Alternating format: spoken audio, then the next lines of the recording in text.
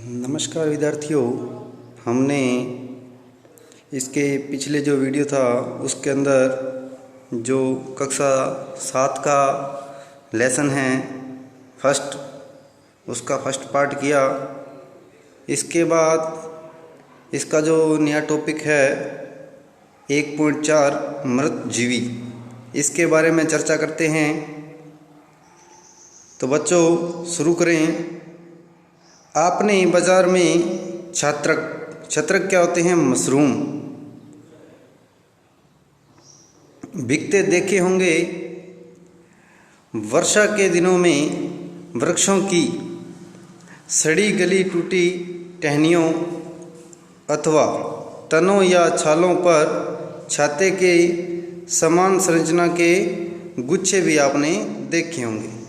आइए देखें कि जीवन यापन हेतु इन्हें किस प्रकार के पोषकों की आवश्यकता होती है और वे उन्हें कहाँ से प्राप्त होते हैं। बूझो क्या है? बूझो जानना चाहता है कि ये जीव अपना भोजन किस प्रकार प्राप्त करते हैं। इनमें प्राणियों के समान मुख नहीं होता, ये हरे पादपों के समान भी नहीं होते।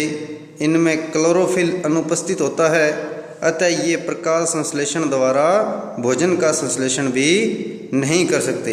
तो ये जानना चाहते हैं कि जो मृत जीवी है वो अपना भोजन कहाँ से प्राप्त करते हैं। तो ये देखो, छत्रक जो मशरूम होते हैं उनका चित्र दिखाया गया है।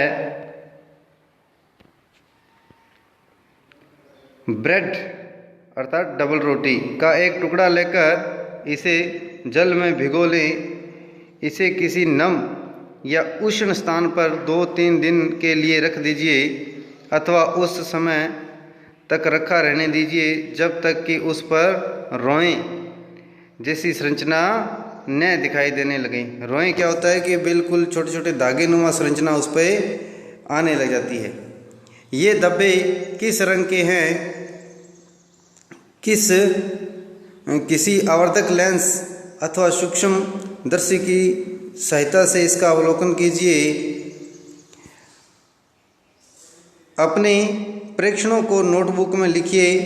बहुत संभव है कि आपको रुई के धागों के समान संरचना दिखाई देगी।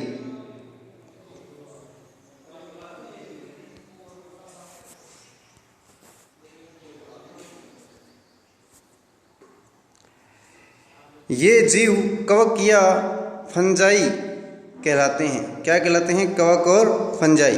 इनकी पोषण प्रणाली अथवा पोषण विधि भिन्न प्रकार की होती है। ये मृत या विघटनकारी सड़ने वाली वस्तुओं जैसे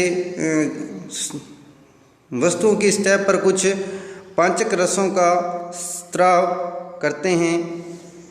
जो सड़ने गलने वाली जो वस्तुएं होती है उनकी सतह पर कुछ रस का छिड़काव कर देते हैं तथा उसे साधारण व विलय के रूप में परिवर्तन कर लेते हैं। यानी जो परिवर्तित करके क्या है कि उस पर छिड़काव किया और वो एक विलय के रूप में हो जाता है, बहुत ही पतला पदार्थ बन जाता है। तत्पश्चात वे इस विलयन का भोजन के रूप में, ये देखिए ब्रेड है, ब्रेड को भिगोकर दिखाया गया है। इसके ऊपर ये जो संरचना है धागे नुमा ये दिखाई गई है कि भोजन के रूप में अवशोषण कर लेते हैं। इस प्रकार की पोषण प्रणाली को, जिसमें जीव किसी मृत या विघटित जैविक पदार्थों से पोषक तत्व प्राप्त करते हैं, मृत जीवी प्रणाली या पोषण कहलाता है। मृत जीवी पोषण प्रणाली का उपयोग करने वाले जीव मृत जीवी कहलाते हैं। कवक आचार, चमड़े, कपड़े व अन्य पदार्थों पर उगते हैं। ये उन स्थानों पर भी उगते हैं जो नम व उष्ण हो। कवकों की वृद्धि के लिए वर्षा ऋतु सबसे अच्छी परिस्थिति प्रदान करती है। इसी कारण वर्षा ऋतु के दौरान अनेक वस्तुएं कवकों की वृद्धि के कारण नष्ट व अनुपयोगी हो जाती है। अपने अभिभावकों से कवक द्वारा होने वाले नुकसान पर चर्चा कीजिए। कवक होते हैं जो अचार के अंदर, जब अचार खराब हो जाता है तो उसके अंदर जो सफ़ेद या काले रंग के जो धागे नुमा संरचना बन जाती है वही क्या है, कवक है।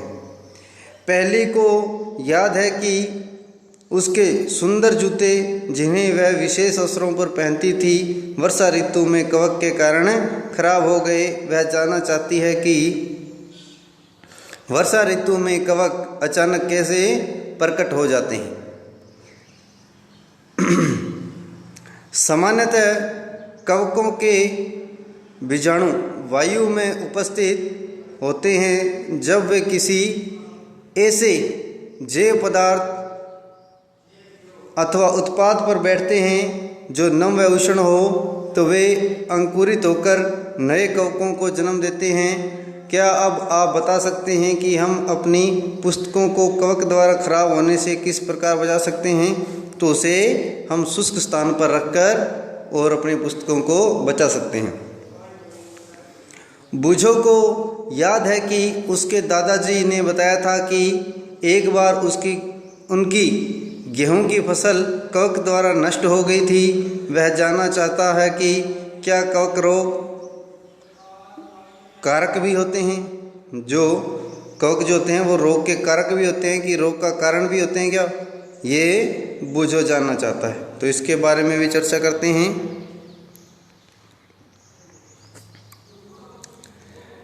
पहली ने बताया कि यीस्ट व छत्रक जैसे अनेक कवक उपयोगी भी हैं, परंतु कुछ कवक पादपों, जंतुओं एवं मनुष्यों में रोग उत्पन्न करते हैं। कुछ कवकों का उपयोग औषधि के रूप में भी होता है। कुछ जीव एक दूसरे के साथ रहते हैं तथा अपना आवास व पोषक तत्व एक दूसरे के साथ बांटते हैं। इसे सहजीवी संबंध कहते हैं। उदाहरणतः कुछ कवक वृक्षों की जड़ों में रहते हैं। वृक्ष कवक को पोषण प्रदान करते हैं, बदले में उन्हें जल पोषकों के अवशोषण में सहायता मिलती है। वृक्ष के लिए इस संबंध का विशेष महत्व है। लाइकेन कहे जाने वाले कुछ जीवों में दो भागीदार होते हैं।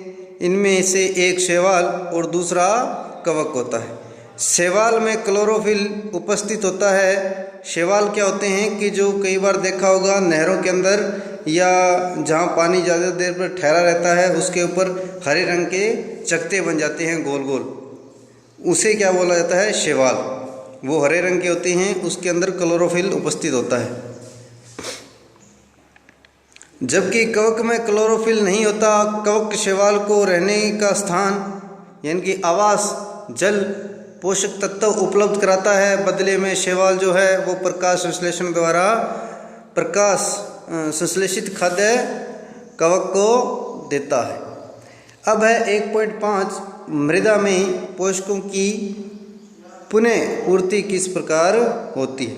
कि जो मृदा है, मिट्टी है, उसके अंदर पोषक की पुनः पूर्ति किस प्रकार होती है? क्योंकि इसके जो पोषक होते हैं वो तो पौधों द्वारा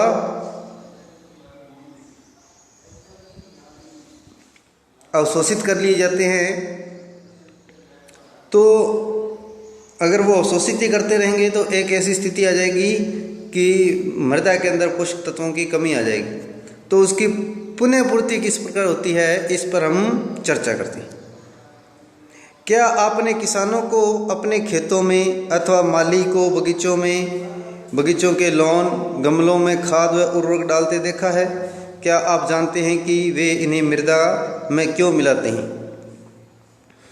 आप पढ़ चुके हैं कि पादप मृदा से खनिज पोषक तत्व अवशोषित करते हैं। जो मृदा से खनिज पोषक तत्व अवशोषित करते हैं कौन? पादप। अतः मृदा में इनकी मात्रा लगातार कम होती जाती है। उर्वरक एवं खाद में नाइट्रोजन, पोटेशियम, फास्फोरस जैसे पोषक तत्व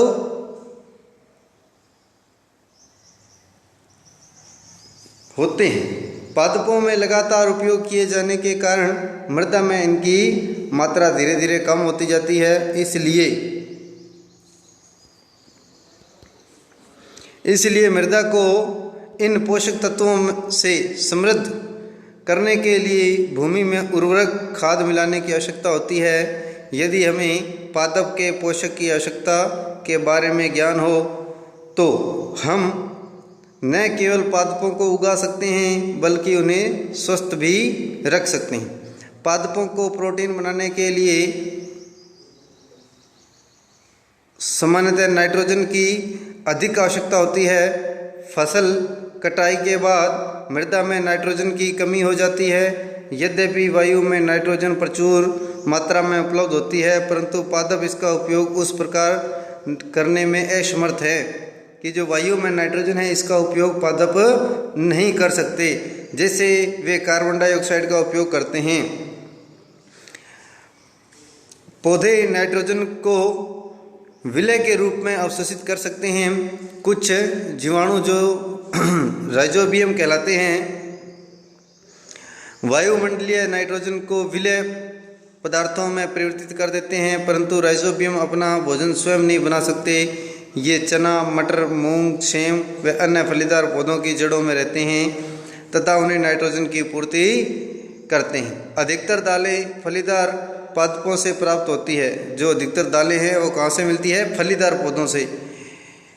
इसके बदले पादप राइजोबियम जीवाणु को आवास देते हैं, खाद्य प्रदान करते हैं, अतः उनमें सहजीवी संबंध होता है। इस संबंध का किसानों के लिए विशेष महत्व है। दालों की फसलों के लिए उन्हें मृदा में नाइट्रोजनी उर्वरक देने की आवश्यकता नहीं हो पड़ती। यही नहीं, दाल की फसल उगाने के बाद अगली फसल के लिए भी सामान्यतः उर्वरकों की आवश्यकता नहीं रहती। इस अध्याय में आपने पढ़ा कि अधिकतर पादप समयपोषी होते हैं। बहुत कम ही पादप अन्य पोषण प्रणाली अपनाते हैं, जैसे कि परजीवी और मरजीवी। परजीवी एवं मरजीवी दूसरे पादपों से पोषण प्राप्त करते हैं। सभी प्रणाली अपने भोजन के लिए पादप तथा अन्य प्रणालियों पर निर्भर रहते हैं, अतः उन्हें विषमपोषी के रूप में समूहीकृत किया जाता है। क्या हम कह सकते हैं कि कीटभक्षी पौधे आंशिक विषमपोषी हैं?